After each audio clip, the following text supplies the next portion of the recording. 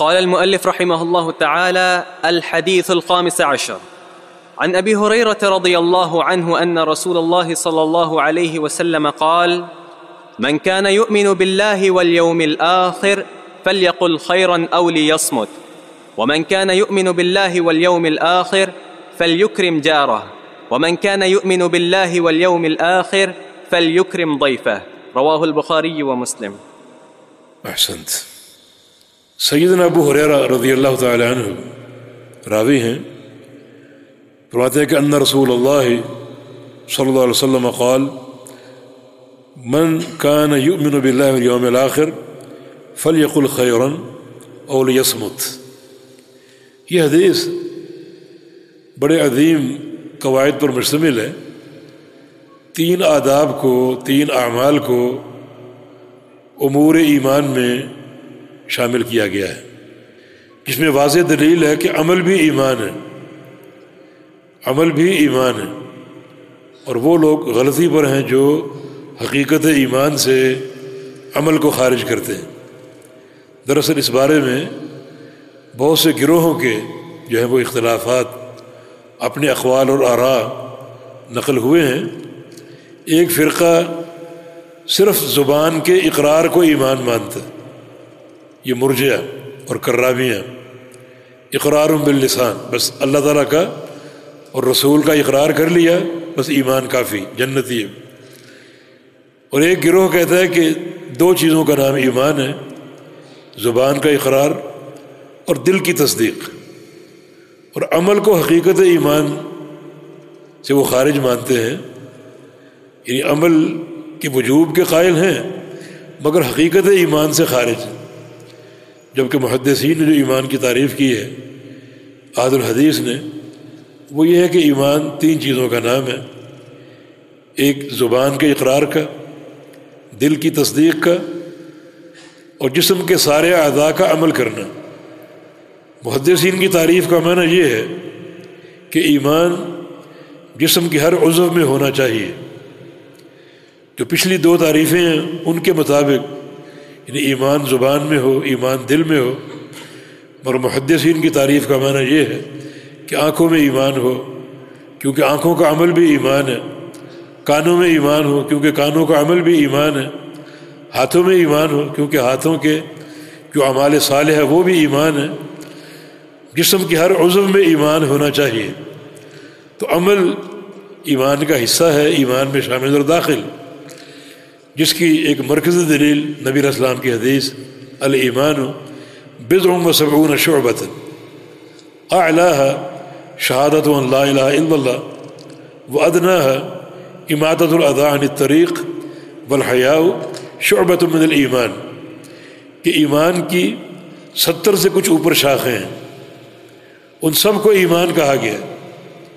سب سے اعلیٰ شاخ جو ہے وہ لا الہ الا اللہ کی گواہی، اور سب سے ادنا شاخ جو ہے، ادنا شعبہ، وہ راہ چلتے راستے سے کسی تکلیف دہ شے کو ہٹانا، کوئی پتھر ہو، کانٹا ہو جو کسی گزرنے والے کی اذیت کا باعث بن سکتا ہو، اس کو ہٹانا، یہ بھی امور ایمان میں سے۔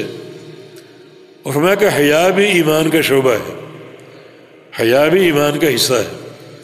تو یہ حدیث انتہائی واضح دلیل ہے کہ اعمال ایمان میں داخل اور شامل ہیں، حقیقت ایمان میں شامل ہیں، اور ان کو ایمان سے الگ کرنا ادلہ کے خلاف ہے۔ ما کان اللہ لیضیع ایمانکم، اللہ رب العزت تمہارا ایمان ضائع نہیں کرے گا۔ یہاں ایمان کس چیز کو کہا گیا ہے؟ دراصل ایک عرصہ صحابہ نے، مسلمانوں نے بیت المقدس کی طرف منہ کر کے نماز پڑھی، قبلہ تبدیل ہوا اور بیت اللہ خانہ کعبہ قبلہ بنایا گیا، تو بعض صحابہ کو تشویش ہوئی کہ جو لوگ قبلے کی تنسیق سے قبل فوت ہو چکے، جنہوں نے صرف بیت المقدس کی طرف منہ کر کے نماز پڑھی ہے، ان کی نمازوں کا کیا ہوگا؟ تو اللہ تعالیٰ نے تسلی دی کہ ما کان اللہ لیضیع ایمانکم، اللہ تمہارے ایمان کو ضائع نہیں کرے گا۔ یہاں ایمان سے مراد صلاتکم الی بیت المقدس، کہ جو نمازیں تم نے بیت المقدس کی طرف منہ کر کے پڑھی ہیں اللہ ان کو ضائع نہیں کرے گا۔ تو عمل کو یہاں ایمان کہا گیا ہے۔ تو اس حدیث میں بھی 3 اعمال ہیں، 3 امور ہیں جن کو امور ایمان قرار دیا گیا ہے۔ فرمایا کہ من کان یؤمن باللہ والیوم الآخر، جو اللہ تعالیٰ پر ایمان رکھتا ہے اور روز آخرت پر ایمان رکھتا ہے۔ حالانکہ ایمان 6 چیزوں کا نام ہے، مگر یہاں خاص طور پہ قیامت کا ذکر کیا تاکہ قیامت کا خوف دل میں پیدا ہو جائے، اور قیامت کی تیاری کا جو موجب ہے وہ یہی ہے کہ جو چیز سامنے آئے اسے اللہ کی رضا کے لیے کر گزرے تاکہ اخروی نجات پر منتج ہو اور قیامت کی فلاح اور سعادت کا باعث بن جائے۔ تو یوم آخرت کا ذکر قیامت کی تیاری کے لیے، کیونکہ یہ بڑا اہم مطلوب ہے۔ ایک سائل آپ کے پاس آیا، متی الساعہ، آپ نے فرمایا وما اعددت لها، کہ تم نے تیاری کیا کی قیامت کے لیے۔ تو یوم آخرت کا ذکر جو ہے یہ قیامت کی تیاری کی دعوت ہے۔ جو شخص اللہ تعالیٰ کو مانتا ہے اور قیامت کے دن کو مانتا ہے، قیامت قائم ہوگی، حساب و کتاب قائم ہوگا، تو وہ فلیقل خیرا، یہ لام امر ضروری ہے کہ وہ خیر کی بات کہے، کلمہ خیر کہے، اور یصمت، ورنہ خاموش رہے۔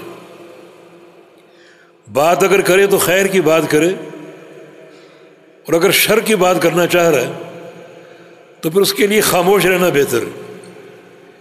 یہ ایک بہت بڑا امر امور ایمان میں سے، کہ اگر بولنا چاہے تو خیر کی بات کہے، اپنے بول کو، اپنی بات کو شریعت کے میزان پر تولے، اس میزان میں فٹ ہے تو کہے، ان فٹ ہے تو بہتر ہے خاموش رہے اور نہ بولے۔ کیوں؟ اس لیے کہ انسان جو بھی بات اپنی زبان سے ادا کرتا ہے اس کو حساب دینا پڑے گا۔ ما یلفظ من قول الا لدیہ رقیب عتید، یہ بات یاد رکھو، جو بھی تم بات کہو گے اسے نوٹ کرنے والے فرشتے موجود ہیں جو اس کو لکھیں گے، اور قیامت کے دن یہ صحیفے کھولے جائیں گے، پھیلائے جائیں گے، ہر عمل سامنے لایا جائے گا۔ تو یہ انتہائی ایک توجہ طلب معاملہ ہے کہ اپنی زبان کا استعمال کھلی آنکھوں سے کیجیے اور دین کے تقاضوں کو سامنے رکھ کر کیجیے۔ نبی علیہ السلام کا فرمان ہے، هل يكب الناس فی نار جہنم الا حصائد السنتهم، کہ لوگوں کو سب سے زیادہ جہنم کی آگ میں اوندھا کر کے پھینکنے والی چیز جو ہے وہ ان کی زبان ہے۔ زیادہ لوگ جہنم میں اپنی زبانوں کی بنا پر جائیں گے، ان کی زبانیں ان کو جہنم میں جو ہے وہ داخل کروائیں گی۔ یہ آپ نے معاذ سے کہا تھا، اور کب کہا تھا؟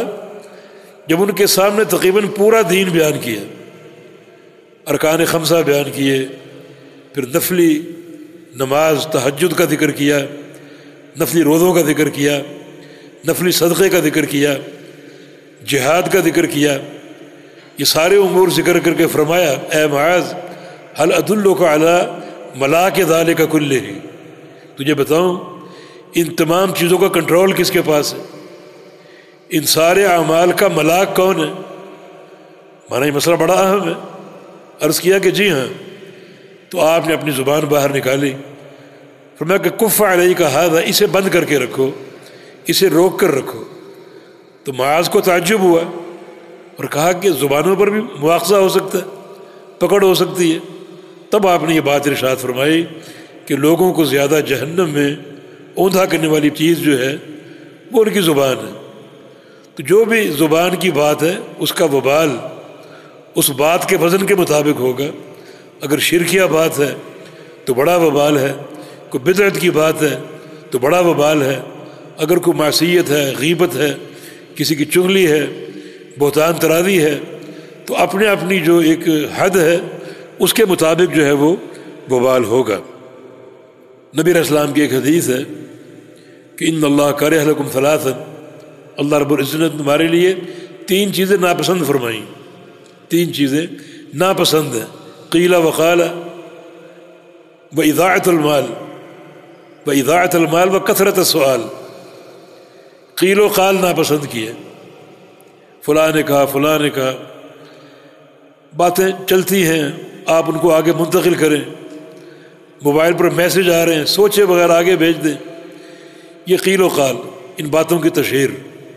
نبی علیہ السلام کی حدیث ہے کفا بالمرء کذبا ان یحدث بکل ما سمع، ایک انسان کے جھوٹا ہونے کے لیے اتنا ہی کافی ہے کہ ہر سنی سنائی بات آگے بیان کر دے۔ تو قیل و قال ناپسندیدہ امر ہے۔ اسی طرح مال کو ضائع کرنا اور کثرت سوال، بے مقصد سوال، بے مقصد باتیں، یہ بھی جو ہے وہ ناپسندیدہ ایک عمل ہے۔ تو یہ پہلا قاعدہ، پہلا اصول کہ اللہ رب العزت نے جو ہے وہ یہ قیل و قال کو ناپسند کیا، اور نبی علیہ السلام کے فرمان کے مطابق جو اللہ اور روز آخرت کو مانتا ہے وہ اپنی زبان اگر استعمال کرے تو خیر کے لیے استعمال کرے، ورنہ خاموش رہے۔ اگر خاموش رہے گا تو اس کو اجر ملے گا۔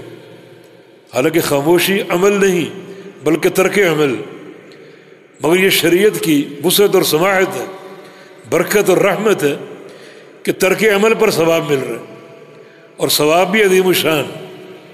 چنانچہ شعب الایمان میں ایک حدیث ثابت سند کے ساتھ ہے کہ خصلتان ہما اخف علی الظہر واثقل فی المیزان، 2 خصلتیں، 2 کام پشت پر ہلکے ہیں، مگر جب کل قیامت کا دن ہوگا ان کو تولا جائے گا تو اللہ کے میزان میں بہت ہی بھاری ہوں گی۔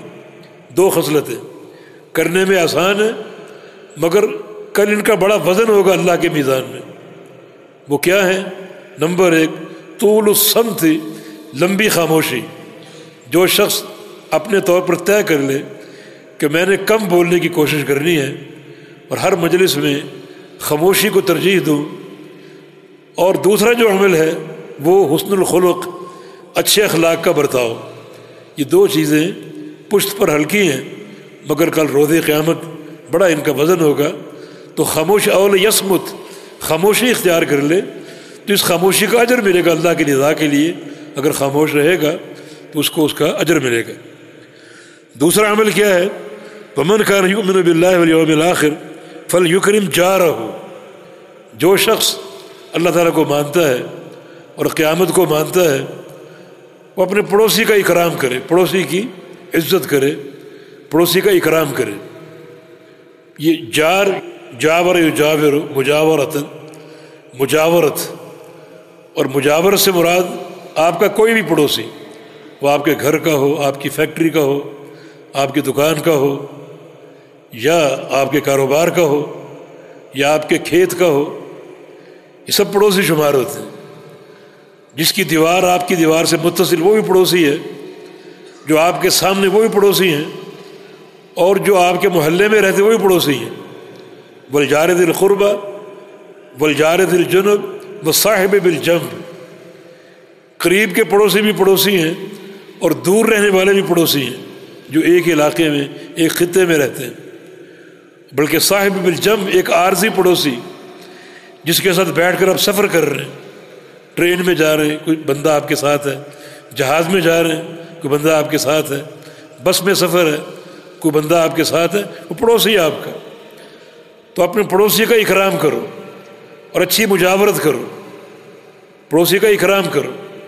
تو یہ ایک ذری قاعدہ شریعت نے وضع کیا تاکہ امن و امان قائم رہے، سالمیت قائم رہے، اور بہت ہی عافیت کے ساتھ معاشرے کے لوگ زندگی بسر کریں۔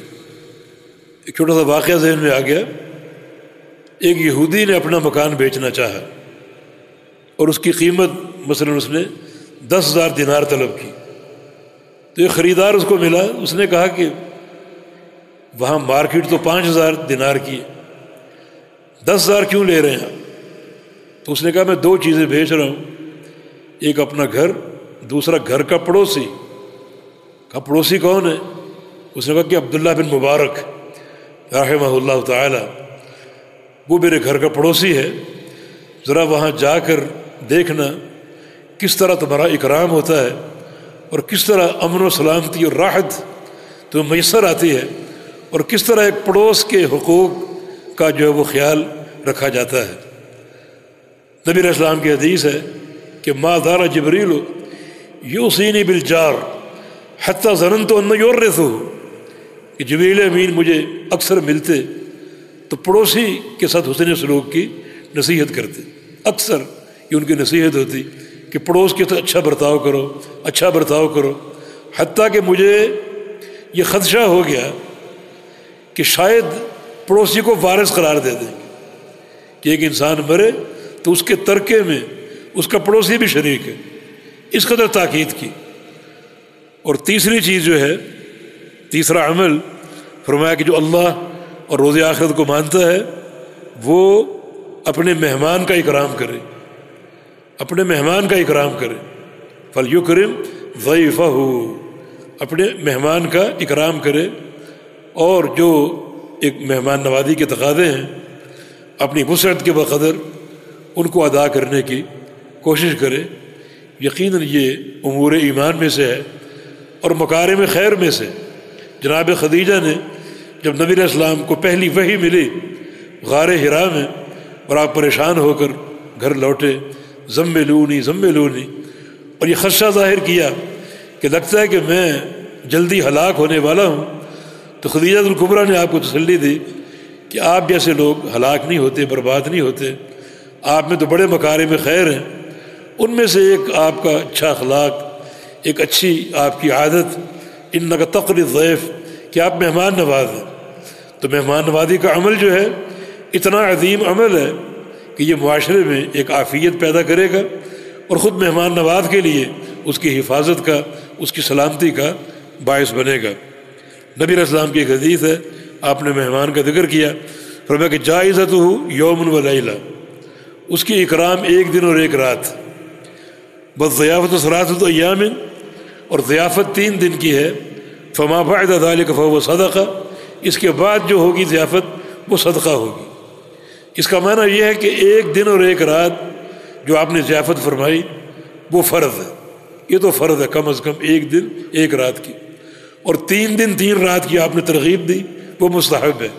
اس کے بعد بھی اگر مہمان موجود ہے تو جو آپ اس کا اکرام کریں گے، کھلائیں پلائیں گے، وہ ایک طرح کا صدقہ ہوگا، اور اللہ تعالیٰ اس کو صدقے کے طور پر لے کر قبول بھی کرے گا، اور اس کا آپ کو اور مزید اجر بھی عطا فرمائے گا۔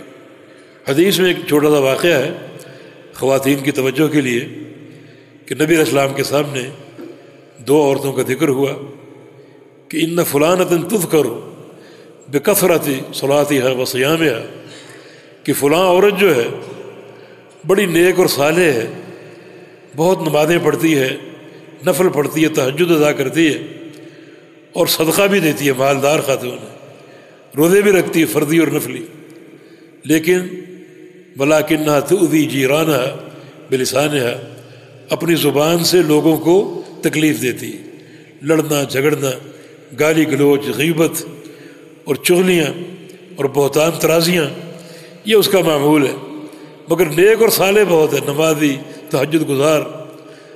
فرمایا کہ ہی فی النار، یہ خاتون جہنم میں جائے گی۔ تو غور کیجئے یہ نمازیں کہاں گئیں، صدقات کہاں گئے، یہ اخلاق حسنہ کا برتاؤ لوگوں کے ساتھ، یہ مزید ایک فضیلت کو ابھارنے والا اور اس میں اضافے کا موجب۔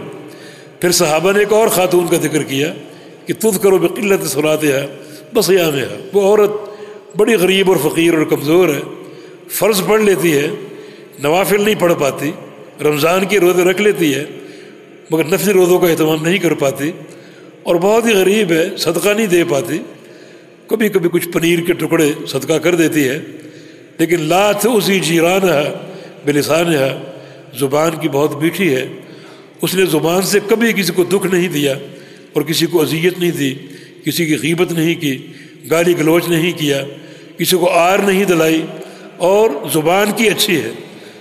فرمایا ہی فی الجنہ، یہ خاتون جنت میں جائے گی۔